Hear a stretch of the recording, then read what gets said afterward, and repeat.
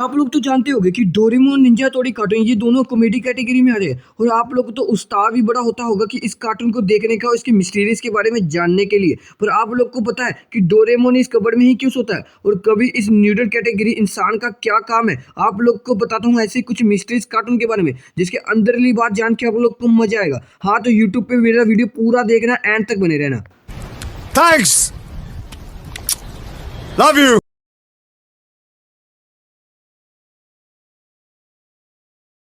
और आप लोग दोस्तों मेरे जानते हो कि डोरेमोन अकेला क्यों रहता है। हाँ मेरा मतलब कि कभी आप लोगों ने सोचा है कि सुभाष जब से डोरेमोन को छोड़ के गया तब से डोरेमोन इसी रूम के अंदर रहता है। पर कभी आप लोगों ने सोचा है कि डोरेमोन नोबिता कई कई एपिसोड में साथ में सोते हैं, नहीं तो अलग ही सोया करते थे। पर ऐसा क्यों है तो चलो मैं आपको बताता हूँ कि जैसे लाइक डोरेमोन एक रोबोट है, उसको अलग रूम चाहिए होता है सोने के लिए। जैसे उनका फ्यूचर में अलग अलग रूम हुआ करता था, जैसे लाइक डोरेमी का हुआ करता है। पर आप लोग को बताऊँ डोरेमोन जब से यहाँ पे आया उसको एक भी रूम नहीं मिल पाया है, क्योंकि आप लोग को बता दूं उनकी फैमिली की कंडीशन ही बहुत ही खराब है। क्योंकि आप लोगों ने देखा होगा कि डोरेमोन एक कबड़ के अंदर ही सोता रहता है। पर आप लोगों को पता है कि डोरेमोन क्या, जब डोरेमोन के एक एपिसोड में ये सच्ची थ्योरी बताई गई है, एक एपिसोड में दिखाया गया है कि डोरेमोन जब सो रहा करता है कि नोबिता उससे एक बार कहता है कि शायद हमारे पास बहुत सारे पैसे होते तो हम लोग एक प्राइवेट कमरा खरीद सकते थे। पर आप लोग तो मेरे भाई लोग जानते ही होंगे कि जैसे डोरेमोन और बाकी कैरेक्टर को वहीं पे सेट किया जाता है जहाँ पे उनका सेट रोल होता है, मतलब कि वहाँ पे रोल के बिना उनको सेट कर दिया जाएगा, तो कार्टून मेरे भाइयों कैसे चलेगा।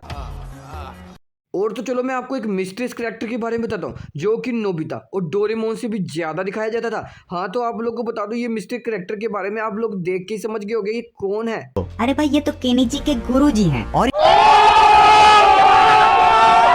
तो आप लोग को बता दूं कि ये डोरेमोन, निंजा हथौड़ी और परमैन और ऐसे एपिसोडों में भी दिखाया जाता था। इस करेक्टर का यूज बहुत किया जाता था, जो कि हर एपिसोड हर करेक्टर में बस रैमन खाए जाते थे, जो कि एक जैपनीज डिश है। पर आप लोग को पता कि ये यूज क्यों किया जाता था, इसके पीछे की वजह क्यों है और ये रमन खाते ही क्यों दिखते थे, आज तक ये सवाल किसी ने नहीं पूछा। तो चलो मैं आपको बताता हूँ जो फिजिकल राइटर ने ही इसको क्रिएट किया है, पर उन्होंने ही क्यों इसको क्रिएट किया, और करेक्टर क्यों नहीं। पर आप लोगों को पता है कि इस करेक्टर के पीछे एक राज है। चलो बताता हूँ, इनका असली नाम मिस्टर कुकी नहीं है, क्योंकि इनका कैरेक्टर का नाम है, असली नाम तो शिनचू सुजुकी है। पर आप लोगों को पता है इनका घर का नाम भी शिनिची है। हाँ, आप लोग को जान के हैरानी होगी कि घर का नाम शिनिची ही पड़ने वाला था, पर कोई कंफ्यूजन के कारण इन दोनों के बीच में बड़ी गड़बड़ हो गई। तो आप लोगों को बताओ इनके घर का नाम क्या, इनका नाम ही शिनिची पड़ गया।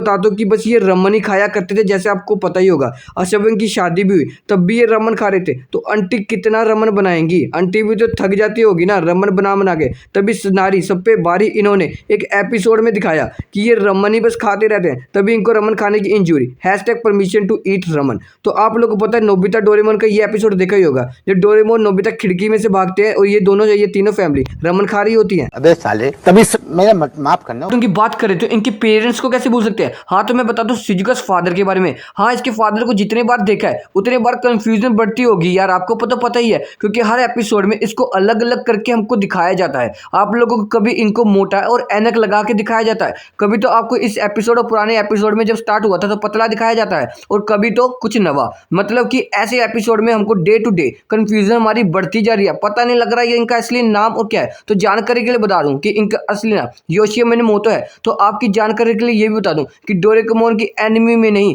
क्रिएटर ऑफ फुजी के राइटर में भी इनके जो कॉमिक बुक है अलग एनिमेशन में इनको कभी मोटा, कभी पतला, कभी सुजुका के साथ मूंछों वाला दिखाया जाता है। और कईयों को तो ये भी मानना और कईयों का ये भी लग रहा है कि सुजुका की मम्मी की दो शादियां हुई है।